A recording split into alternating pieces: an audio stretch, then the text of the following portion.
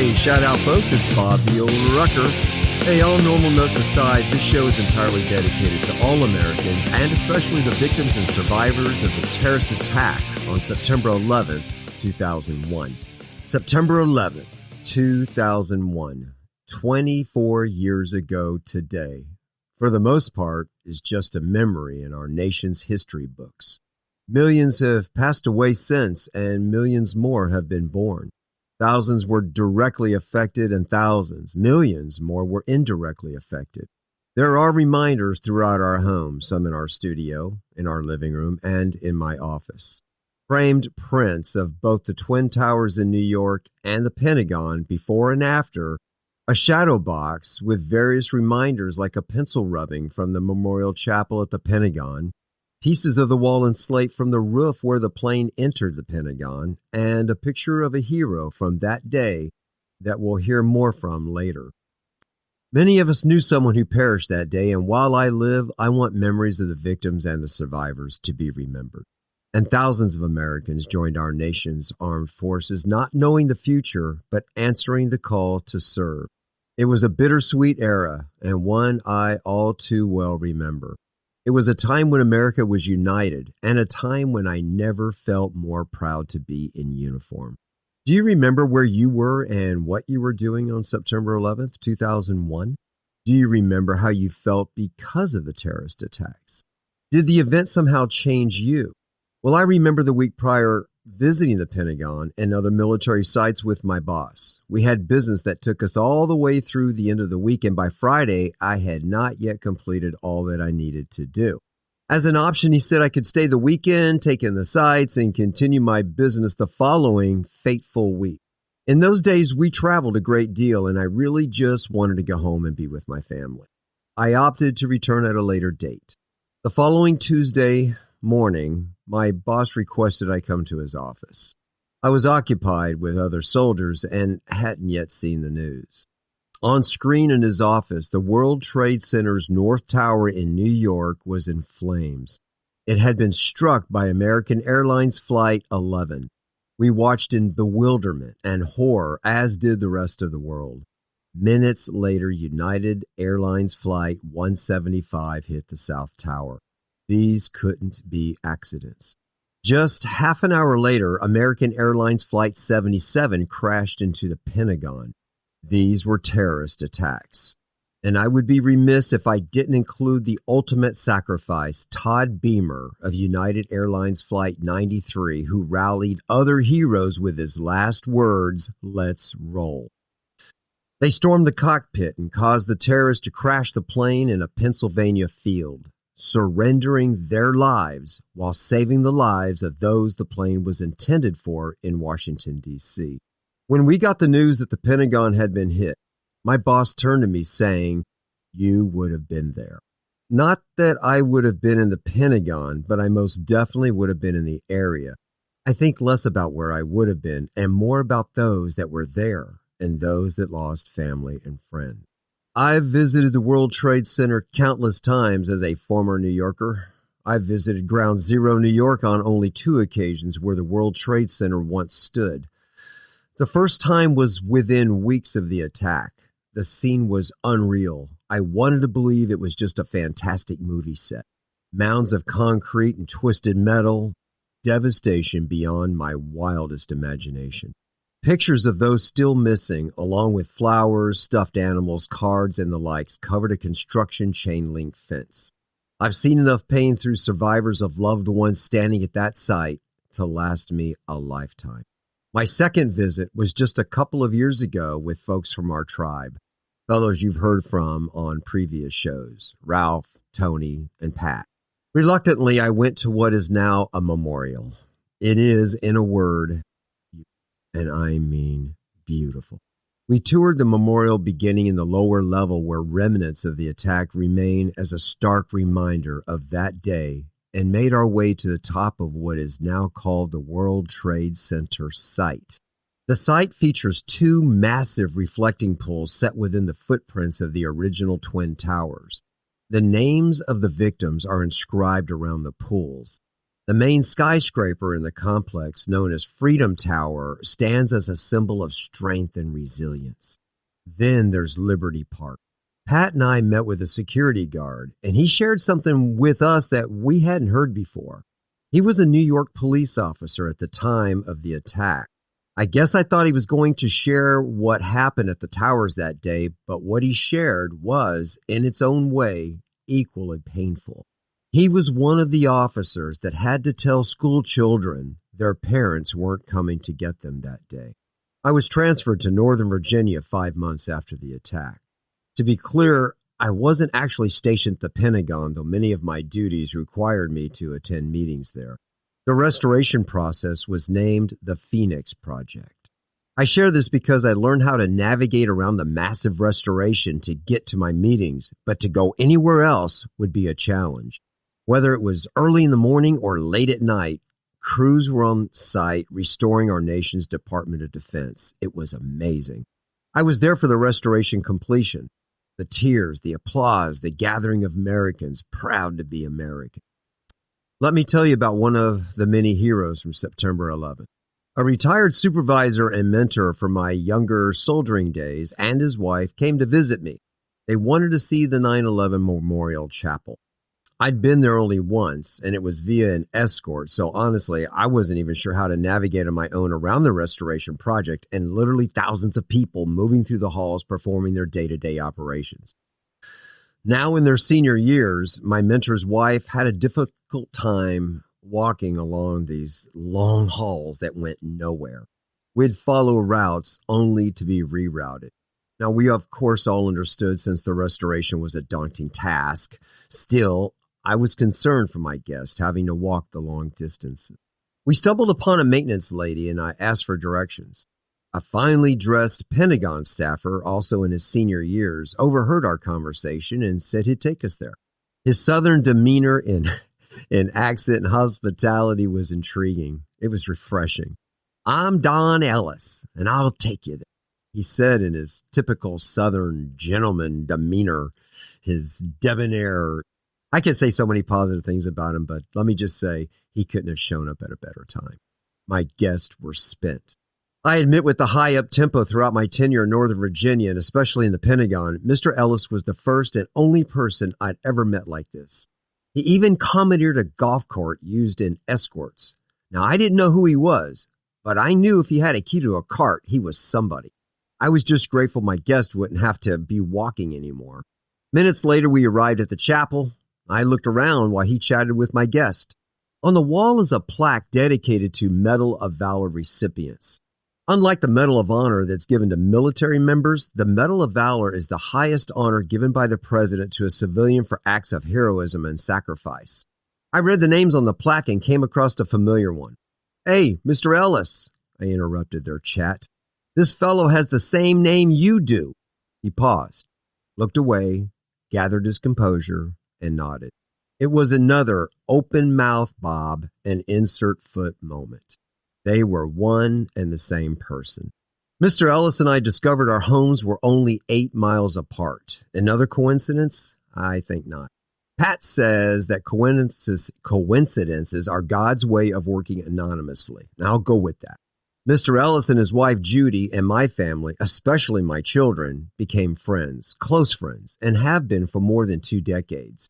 He's in his 80s now, and Miss Judy has passed on, but we maintain a close friendship even though our homes are a great deal farther than 8 miles apart. As I mentioned previously, I don't want the memories of the attacks or the people affected that day to be forgotten. Shannon, my wife, and I sat with Don, and with his permission, recorded our conversation about that day. Don has never shared his story with the media, and for him to share his story on our fledgling podcast is an honor I'll cherish for the rest of my life. Please understand how difficult it was for Don to share from his heart. He has endured so much since then, and honestly, I wrestled even sharing his story with you. As we chatted, I periodically glanced at the beautifully framed Medal of Valor on his wall. And I hope you can imagine how we felt being in the company of a genuine hero. As we departed for our journey home, Don took us by surprise. He asked if we would hang on to his Medal of Valor. How do you say yes? How do you say no? What do you say? I know Mr. Ellis won't listen to this show. He told me so. He doesn't want to relive the memories that have haunted him for 24 years. He did this show because I asked him to. He did this because he knows people struggle, and he wants them, you, to know that you are not alone.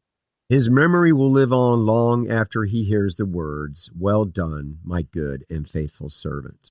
His Medal of Valor hangs prominently in our home and is a tribute to him and the many other victims and survivors from September 11th, 2001.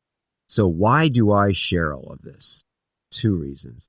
First, I pray for healing for our nation and a miracle that we can, as Americans, be united in a common cause. A cause for the good of our country and for the rest of the world. A peace that surpasses all understanding. Individually, all we can do is show love to one another, to do our part, to be there to share in the good times, and to be there to help through the tough times. My second reason is to address trauma. I believe everyone experiences trauma in one form or another. Trauma doesn't just go away, but it can be dealt with. You, me, we don't have to endure trauma alone. You are not alone. On Shout Out, we talk about trauma regularly, and maybe somewhere in our chats you'll hear something that helps you. If you found help and you want to share it with us, hit us up on shoutoutfromthepit.com. All right, that's it from me. The rest of this episode is our chat with Mr. Don Ellis. And as always, if no one's told you you're loved today, we love you. So God bless you and have an outstanding American Day. This is Bob the Old Rucker. Peace out. Shout out, folks. It's Bob the Old Rucker coming at you raw and uncensored. And as always, only God knows what's going to happen on this show. Welcome to Shout Out from the Pit, where we bring stories and topics designed to add to your toolbox as you trudge the road to happy destiny. All right. I'm excited. I'm just going to get that out in the open. I'm sitting here with a dear friend that I have known for, how long have I known you? Oh, goodness. At least 25, 30 years. Man. And what, how old are you now, bud? 29, 30. What, how old are you? Do what? Tell you how we met? Yeah, I can tell you how we met. How? All right, folks, so I'm sitting here with Don Ellis. We're gonna be discussing his life, but I think it is important that we share how we met. So, when I was in the Army, one of my former sergeants major, was a good mentor of mine, and he had retired in Oregon. So I was stationed there in D.C., and I told him, hey, I'm coming back from my first deployment. Before I go back on my second, why don't you come and I'll show you the cathedral, what do you call it, the chapel? Yeah. Mm-hmm. So he and his wife came to visit, and they stayed with me, and we were in the Pentagon, but since 9/11, they changed it. Yeah. You used to just be able to walk around the rings. Uh-huh. So I got lost. And his wife, Miss Gwen, his name is Dan Goodyear, his wife's Gwen, she was having a hard time walking around. So we asked this lady, how do we get to the chapel? And she's explaining it to us, and it's French. I don't understand a word she's saying. Yeah. You walked up wearing a suit. Yeah. You had your official badge on. And you said, you are confusing them. Let me help. Well, you said, I'll just show you how to get there. Yeah. So you were escorting us, and you saw that Miss Gwen was having a hard time walking. Yeah. And you just walked over and commandeered one of those golf carts. Yes. And I was like, well, how does he do that? Yeah. So she rode up front with you, and Dan and I rode in the back, and you and she carried on like two kids on a school ground. So you would introduce yourself that you were Don Ellis, and you got us to the chapel, and I'm walking around looking at stuff. You're talking to them, and I saw this plaque on the wall, and it said Medal of Valor recipients from 9/11. And I looked at it and I said, "Hey, Mr. Ellis." And you looked at me. I said, "This guy's got the same name you do." And you just looked at me and you were quiet, and I knew then I needed to figure out how to put a size 11 shoe in my mouth. And that was it. We started chatting. Yeah. You took us by Secretary Rumsfeld's office, and you got some goodie bags for the good years. Yeah.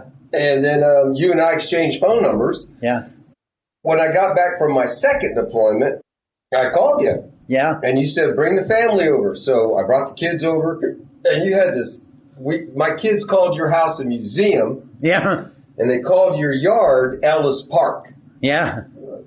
And you had this train set that the kids were playing.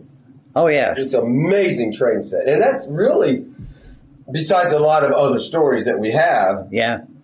that was our introduction. I'll be darned. I remember that now that you tell me. That was many years ago. Yeah, and I took you on a tour. Yep. Sure did. And when I got promoted to Sergeant Major, you arranged for me to get promoted in the Hall of Heroes. I did. And I was told that is never going to be able to happen. You're not an officer. You're enlisted. They'll never make that happen. And somehow you did it. Yeah, I did.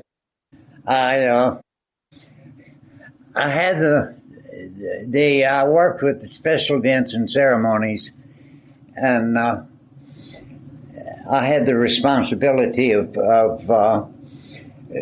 telling people where they could do something and where they could not do something. You know, where they're going to set up or where they can't set up.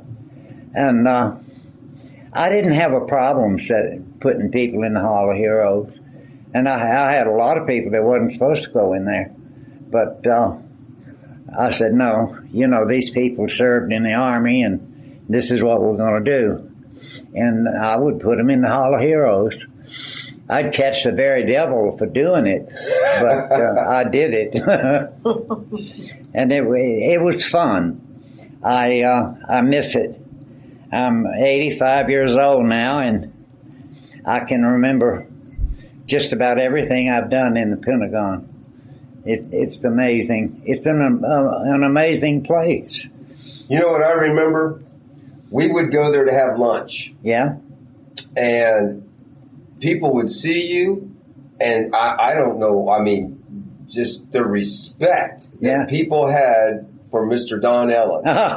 And I felt like I was special because I was with you. That's funny. And we'd go have coffee, and I had to go up there and meet my supervisor once. So I worked for Undersecretary Hall, Admiral Hall. And a fine man. Yeah. And I would go up there and meet with him, and then I was like, I need to go because you and I had a lunch date. And it felt weird telling him, I got to go. Yeah. Because I didn't want to hold you up. And he's like, well, where are you going? I said, I'm having lunch with Mr. Ellis. He goes, you are? And I was like, yeah. He goes, okay. Like he was, like, I'm a big deal now, So those were good days. That's funny. That's real funny. You know, the other memories I like is the way that Miss Judy treated me and my children. Yeah. Your wife was just a saint. Well, she wasn't far from being a saint. What was she? She was a nun. She kicked the habit so she could marry me. At least that's what she tells people. And first time I heard that, I just about lost it. But she was wonderful. The best thing in the world that ever happened to me. And it's something you don't get over.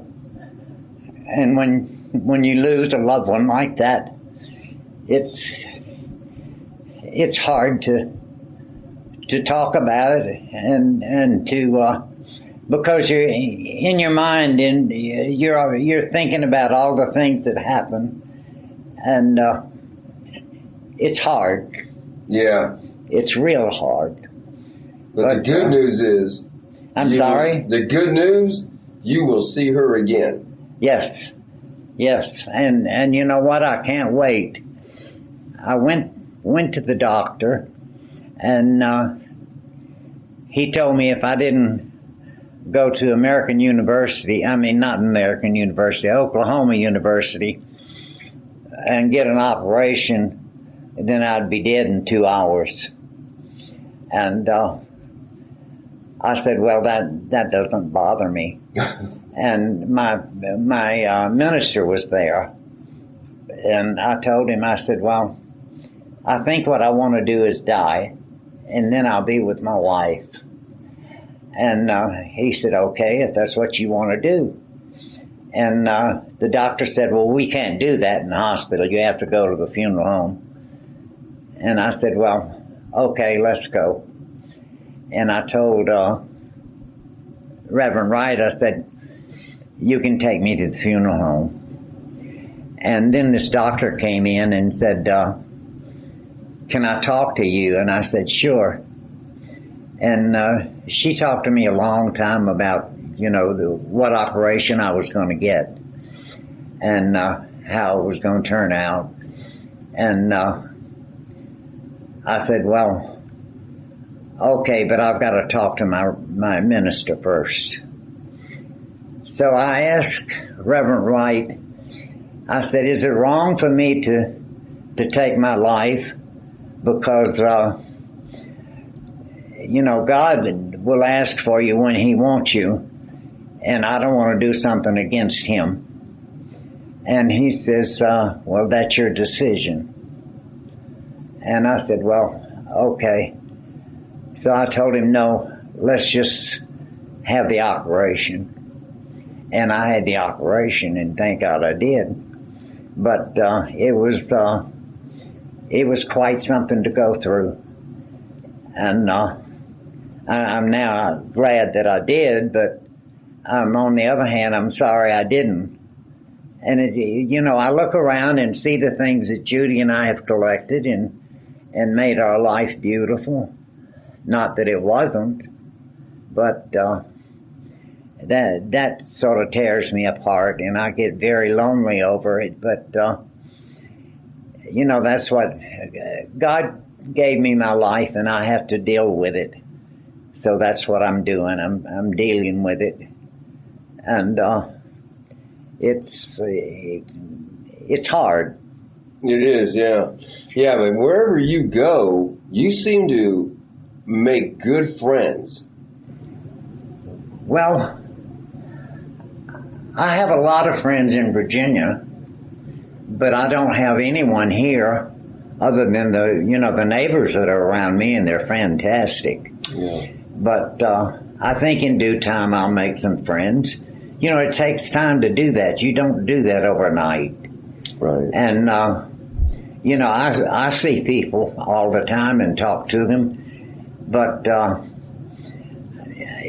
I don't know. I just, if they want to be friends, that's fine. If they don't, oh well. Right. But anyway, in time that'll change. So you kind of been around a little bit. You started your breathing career in Georgia. Yeah. So you were, you have, if I remember right, you have a twin brother, a sister, and an older brother? Right. And you guys were the products of a Marine? Huh? Your father was a Marine? That's right. How did he feel about you going in the Army? He was not happy. He was not happy at all. He said, you need to go in the Marine Corps so they can straighten you out. And I told him, I said, that's not going to happen. And I said, I've already signed up with the Army. And he said, you did what? And I told him, I said, I signed up with the Army. But I lied about my age. But I went on into the Army, and it was the best thing that I ever did. Yeah. It was just fantastic. I wish I had stayed much longer than I did. But then I got shot, and I being a young man, I figured, no, I'm not going to go through this again. So I got discharged, and then I started working around, and I worked for the National Park Service. And I took care of not just me, but other people as well, took care of the Washington Memorial Parkway.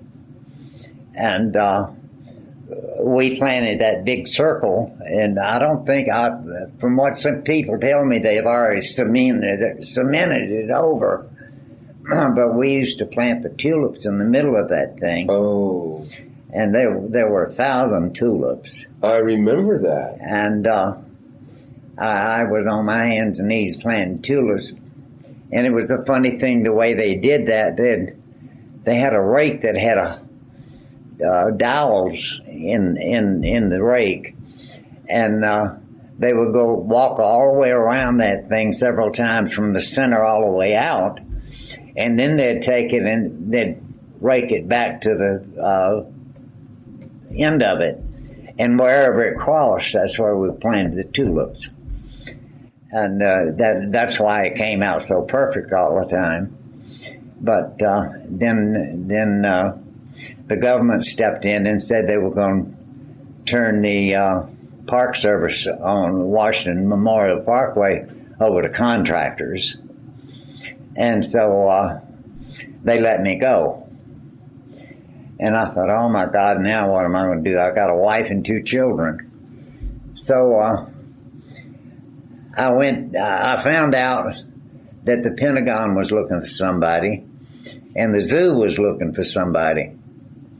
And I said, well, I'm not going to shovel elephant dung. So I signed up for the Pentagon, and I got the Pentagon. And I started working there as a maintenance man. And then they said, well, we want you to work with special events. So I started working with special events. And I worked with them for 17 and a half years. Wow. But it was a wonderful 17 and a half years. I met people that I would never meet again. And I mean, from ambassadors all the way up. And the funniest thing that I ever met, I'll tell you this story. There were certain laws in the Pentagon that you couldn't do. And one of the things was you could not set up a personal advertisement or anything in the middle of the hallways. And so the building manager called me and said, there's a Marine up there that set up a display, and you need to go up there and tell him he needs to take it down. So I get all my back real good and straight, and I walked up there, and I told the colonel, I said, I went into the office, and I told the colonel, I said, could you tell me who's responsible for that display? And he says, I am. I said, well, I don't want to tell you this, but I have to. You have to take that down. You can't put it in the hallway. I said, you could put it in your office, but you can't put it out there in the hallway. And he says, well, I'm not taking it down. I said, well, okay, but I'll see about that. So I hot-footed on to the commander of the Marine Corps and walked into his office, and the lady at the desk asked if she could help me, and I explained the situation to her. So she said, just a minute, I'll go get the commandant. So she went and got the commandant. He came out, and I told him about it, and he said, don't worry about it, I'll take care of that. So he went back in his office, and apparently he called the colonel. And when I came out of the office, the colonel had already removed the display. But the funny part about it is, I would come to work, and if that colonel ever walked by me, he would say, good afternoon, Mr. Ellis. How do you do, Mr. Ellis? And I'd be sitting out in the center court eating lunch, and he'd say, I hope you enjoy your lunch, Mr. Ellis. And I thought, well, I guess the commandant took care of that situation. Wow. But those tales are funny things, you know. And there's a lot of funny things that's happened. I just, I miss it. I really do. And I I don't know how to tell you this, but if you want to go to the situation where the plane came in, that was something that I don't know, that just wrecked me. I was up on the second floor in one of those carts, and I was coming back from where I had an escort, and all of a sudden I saw this wall coming down, and the fire and the smoke, and I thought, oh Jesus, So I hightailed it on down. I was lucky enough to get down, and from the ramps, and so when I came down, I went out in the courtyard, and this I don't know who he was. He said, "There's a man over there that's hurting, and you need to take him to the kiosk." So I went over there, and we got him on the cart, and I took him to the kiosk, and I came back, and there's another man over there, and this happened numerous times, and there was this one man that was lying down in the middle of the center court, and another man was with him, and I don't know what was going on, so I just drove on over there, and I asked him, I got off the cart, and I asked him what could I do, and he says, well, we need to take him to the kiosk, and the man says, I'm cold, and he was shaking, and I took my jacket off, my coat, suit coat, whatever you want to call it, and put it over him. And then I took him to the kiosk. But that was really an experience that I don't ever want to go through again. And my wife was trying to call me, and she couldn't call me. She said when I got home, she was in tears. And she said, I talked to the neighbor and asked her if she could take me to the Pentagon. And the neighbor said, what do you mean? And she said, my wife told her, said, well, the plane went in. And the neighbor said, yes, I know that, but I also know you can't get around it. There's no way you could go in there. And she said, I told her that you don't understand, my husband's there, and he might have gotten hurt. And the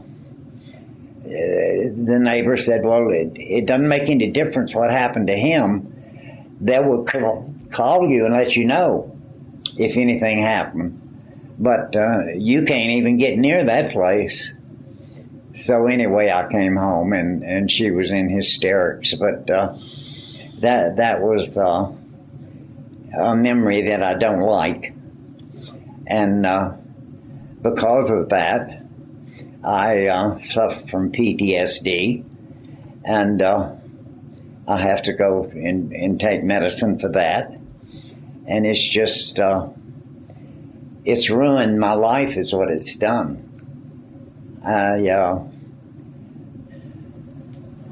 It's just killed me.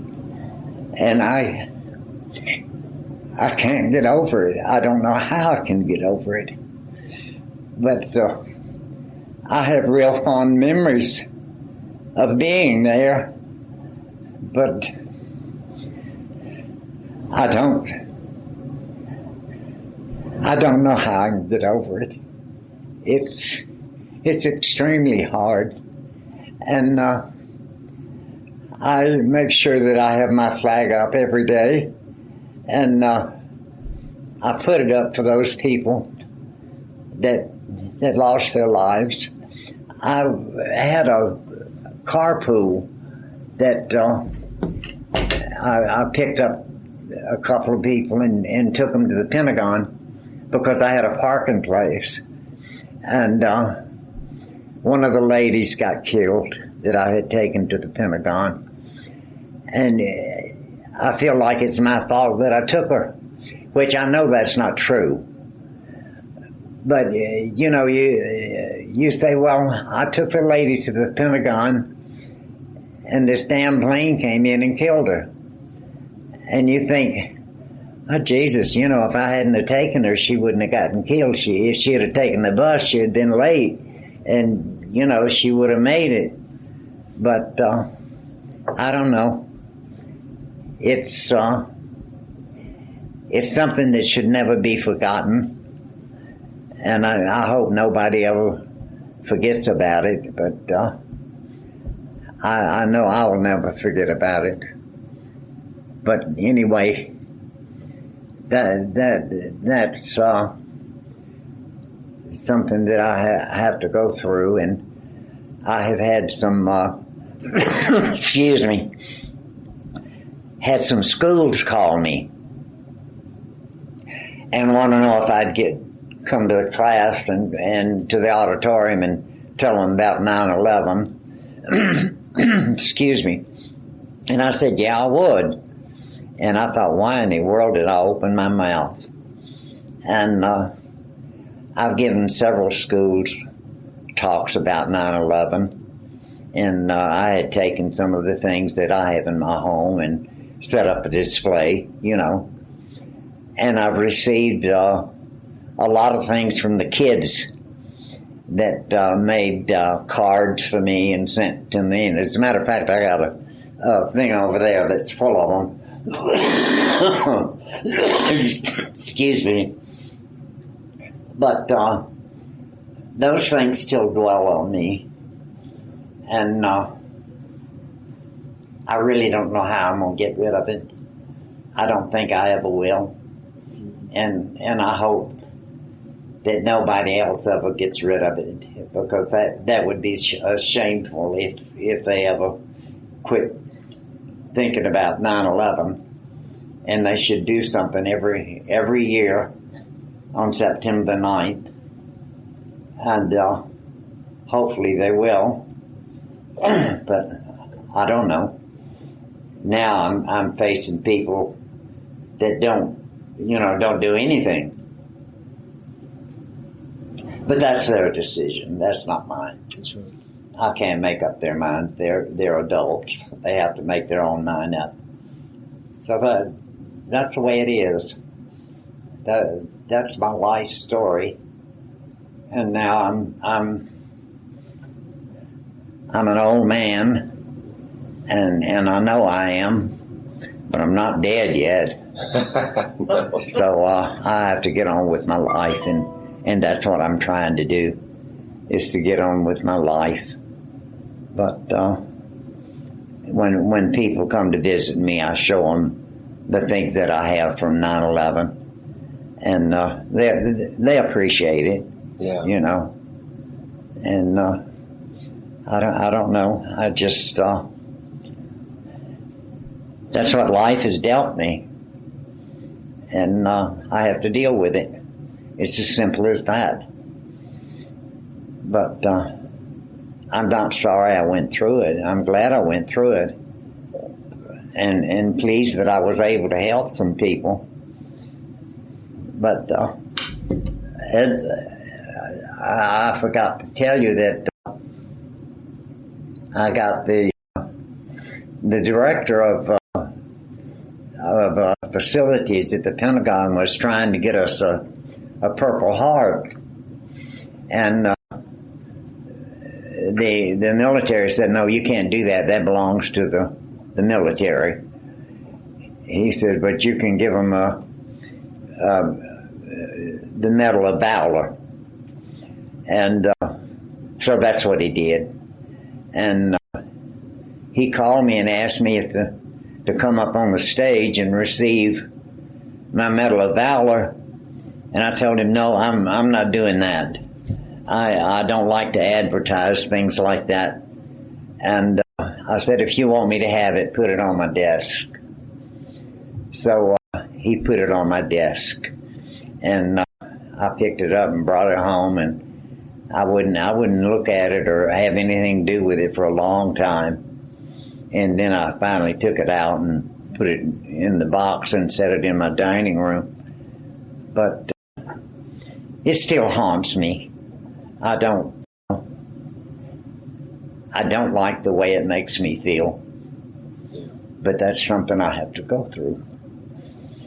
So that's what I do. I go through it. You know.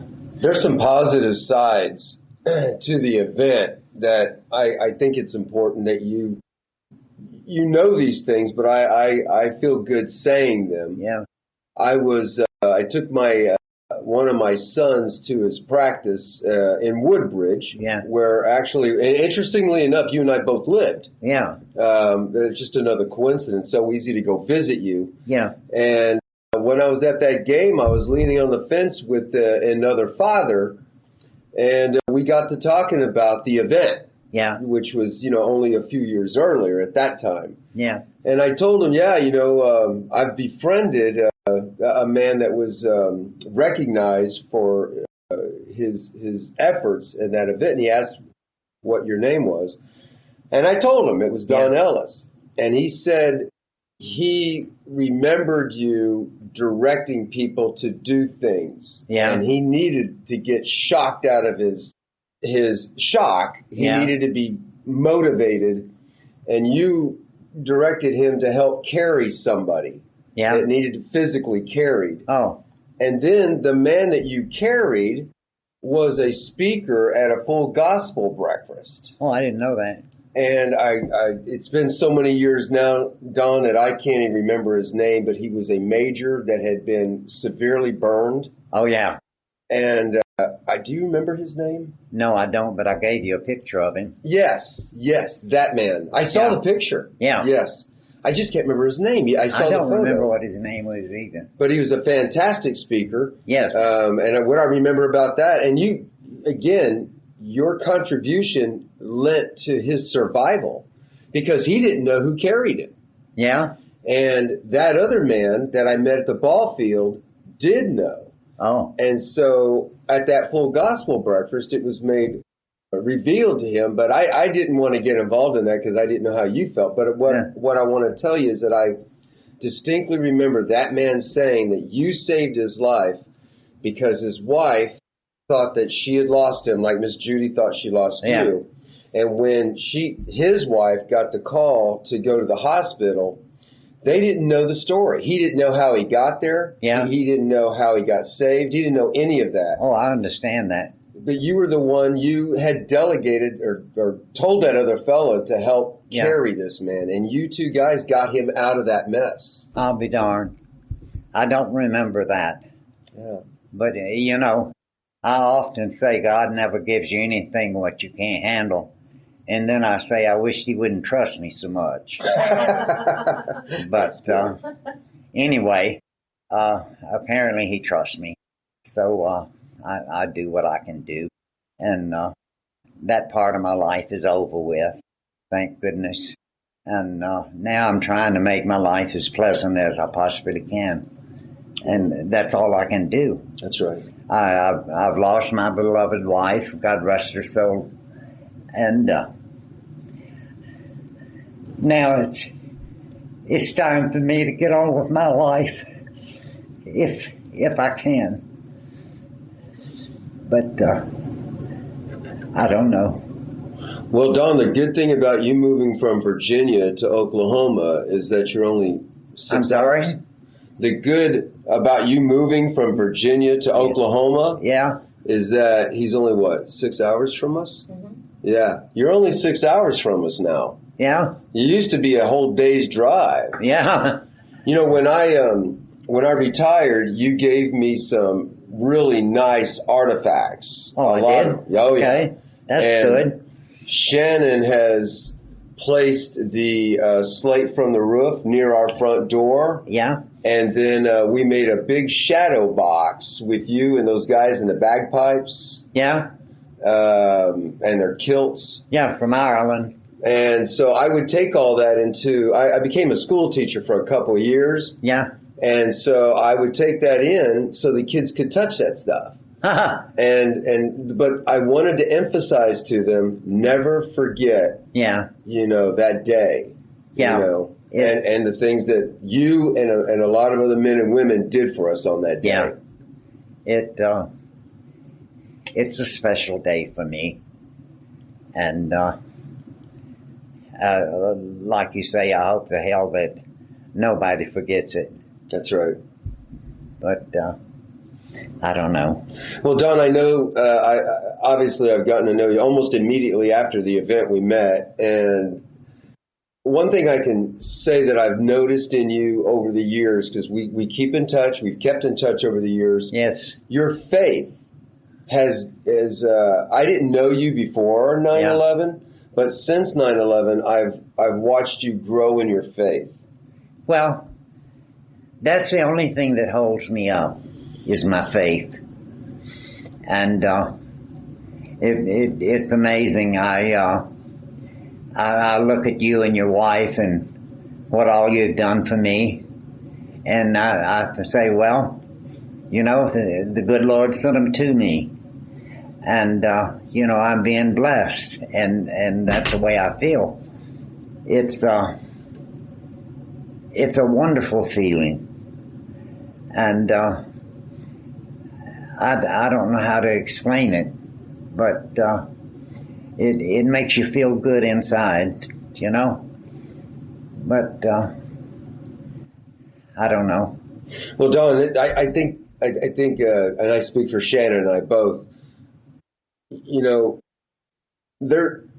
when you meet somebody that's a good person, you know, it only takes a minute to size somebody up. Oh, absolutely. You either want to be around them or you don't. Yes.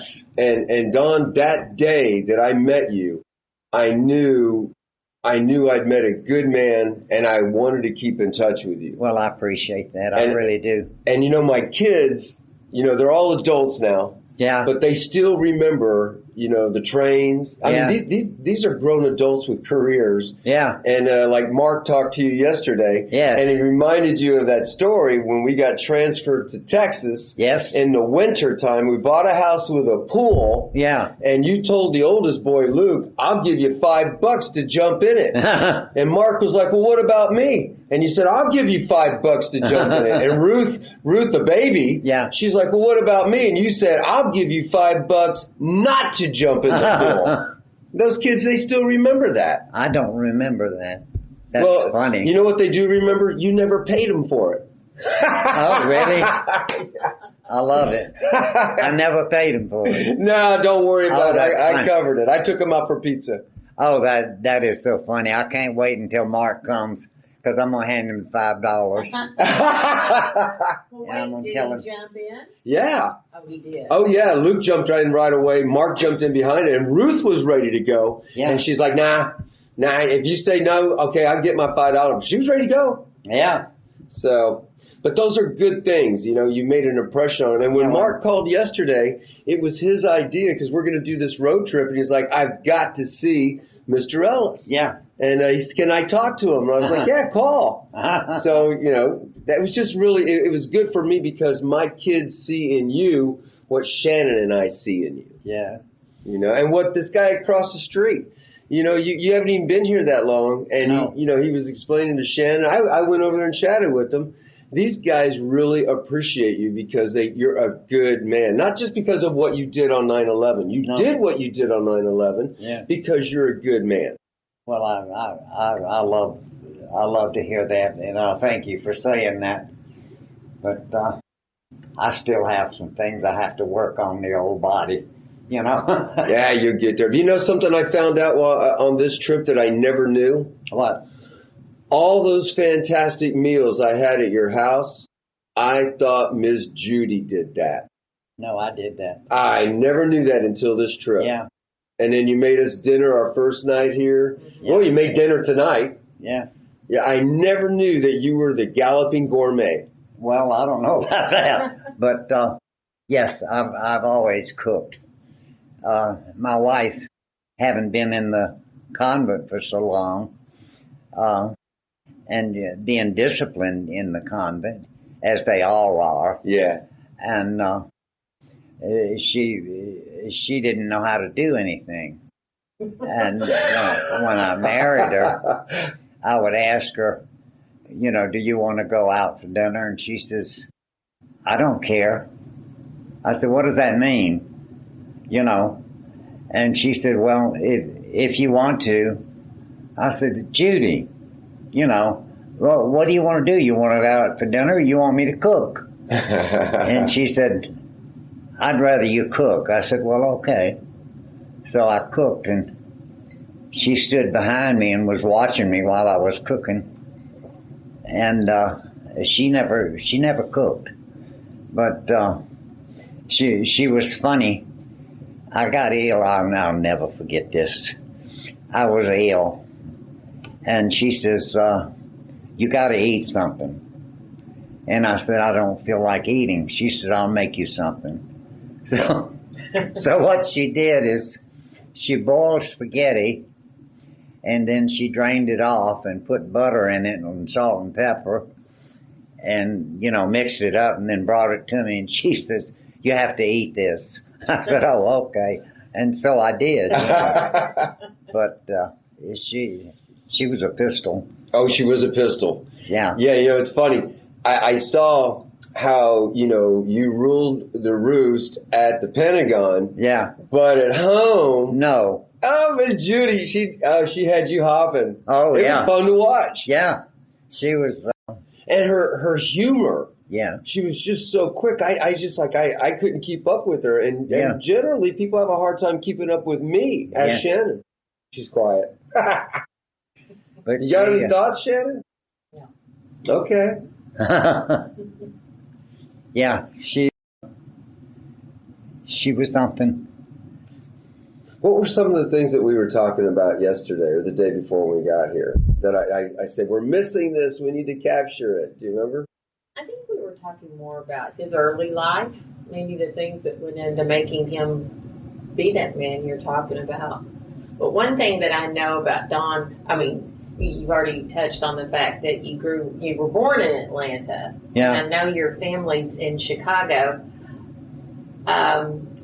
But something that you told me the first time I met you is that you were in the circus for a period of time. Is that correct? Circus? No, I was on Circus, the production. Okay. And I was an aerial artist. Okay. What? Maybe that's what I'm thinking about. And I had to swing across the stage on a trapeze bar. What? And and then I had to flip myself off of the trapeze bar and catch myself by my feet so that I wouldn't fall, And that was in the Springer Opera Theater House. Okay. So now, was that before you joined the Army? Yes. Okay. So as a young man, you went to school in Chicago? I'm sorry? Where did you go to school? High school? Oh, I went to school in Columbus, Georgia. Columbus, Georgia. Okay. Yeah. And so how did school go for you? I'm sorry? How did school go for you? I didn't have a problem with school. Uh-huh. No, yes, I did. I had a teacher by the name of Miss Gordy. Yeah. And she was this is going to tell you how old I am. She was a typical teacher with a bun in the back of the head, Mm-hmm. And she had a baton that she stuck in that bun. And she used it on you, if you messed up. So we all came into the class, and my desk was right in front of her desk, which was not a good idea. And so she said, after we got in there, she says, I want to tell every one of you students that I'm sick and tired of you coming in here and yawning. Go to bed at night so you don't come in the classroom and open up your big mouth. So the next day, who was it that opened up the big mouth? Yeah, I saw it coming. It was mine. And she said, Don, your mouth's open. I said, yeah, I know, I opened it. Well, that was the wrong thing to say. Oh, gosh. So she came in and bent my fingers back and blistered the middle of my hand with that baton. Ooh. And I went home, and my dad says it's time for dinner.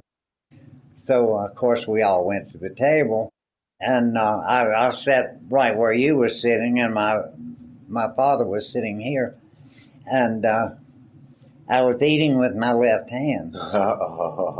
And he says to me, why are you eating with your left hand? I said, I just wanted to see if I could do it. Sure. Yeah, told that lie. And He said, well, what would you say if I told you your teacher called me? I didn't open my mouth. And he says, let me see your hand. So I showed it to him and showed him the blister I had. And he says, now you can get up from the table and go to your room because I'm going to put a blister in the other hand. And that's exactly what he did. So he says, now go to the table and maybe you can eat with your feet. Oh, my God. And I said, oh, well, here we go. Open your big mouth, Don. But that's the way he was. He was a very strict person. And he, when he said, what would you say if I told you your teacher called me? I could have gone through the floor. I thought, oh, my God, he's going to kill me. But, you always strike me, and maybe this is from your father. Yeah. You've always been a disciplined, regimented person, but categorize that and set it aside. But you've always had this moral compass about you. And, and the circles of people that do the shows with me, we talk about having a moral compass. Yeah. And you've never struck me as somebody that ever wanted to get over on somebody, but you always wanted to be that guy to help somebody. Yeah, I don't want to. I don't know how to explain it. I don't want to upset anybody, and I've always said since I've been a grown man, what goes in my ear doesn't come out my mouth, and that's just the way that I am, and I've always tried to be that way, and that's helped me through life a lot of times, because people would come to me and say things that are going on in their life, and I tell them, I said, well, I don't want to get involved. If you want to talk to me, that's fine. I'll talk to you, but I'm not going to get involved in it. Yeah. And that's just the way that I am. But I think that's one of the endearing qualities about you, and that's what attracts people like Shannon and I to you. Yeah. Is because you can be, the Army can teach you to be regimented, to be disciplined, and it can teach you stuff like the Army values and all that stuff we talked about. Well, they did, and that I think that's what makes me the person that I am. Well, they can't teach you to be good. That's a choice. Yeah. And you choose to be good, and I think that's why so many people honor you. Yeah. Well, I thank you for saying that. I was unaware of it, but that certainly makes me feel good. Well, remember the print you had on the wall where the flag was hung over the Pentagon? Yes. And that major that directed all that? Yeah. Yeah, he came by my ceremony. Yeah. And because you had arranged for my invitations to be that picture of the flag hanging over with the major on top of the Pentagon saluting. Yeah. And so he said, who did this? And I said, well, who's this for? I go, well, that's me. It's my ceremony. And he goes, well, how did you get all this? I said, well, Mr. Ellis, what do I say? And as soon as I said that, he was like excited. Yeah. That you chose that stock, that card to be. And then he came in and talked to the audience, all the people that came for the ceremony. Uh-huh. It's just, but it wasn't, it was because of you. Oh. When you stopped by all those offices to get those, like goodie bags for Mr. and Mrs. Goodyear. Yeah. Those people couldn't wait to give you stuff. I mean, It's like they were trying to pile it on you. And I observed all that. That was the day I met you. And ever since then, Don, when your name is mentioned, and I've said this on the show before, the first thing that people say after your name is mentioned is entirely up to you. Yeah. And the path that you've led, and the things that happened on 9/11, the things that happened before, the things that happened after, you have always maintained that moral compass to do the right thing. Well, I try to. And it gets hard every once in a while, But you can do it, It's not complicated. But I have had an awful lot of friends in the Pentagon, and I still think I still do. A lot of them have passed away, but you know, that's because they. I've called I've called a couple of people and found out that they passed away. Oh. And then I found out that when they retired, they sat on the front porch to watch the grass grow, and they didn't do anything. Mm-hmm. And I'm not that type of person. I mean, you know, I'm one day older than God, but Okay. I get up in the morning and I do something all day long. And I keep myself active as much as I possibly can. And I think you have to do that when you get older. Yeah.